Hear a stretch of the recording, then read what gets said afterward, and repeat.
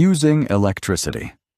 Our homes are full of devices, machines, that run on electricity, but we don't use electricity in our homes only.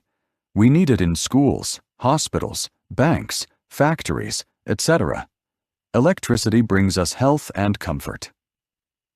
For example, at home, we use it for heating electric fires, irons, and toasters.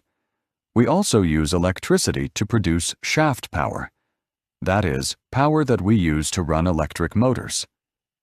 For example, washing machines, refrigerators, and mixers use this kind of power. Also, vehicles such as subway trains, trolley buses, and electric locomotives have motors that run on electricity.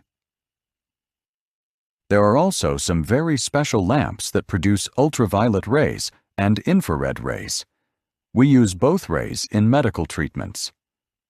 One of the most valuable and important uses of electricity is in producing X-rays.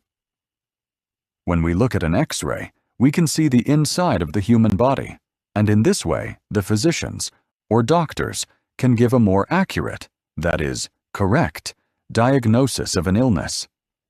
In other words, when a doctor looks at an X-ray, he can tell you what kind of an illness you have.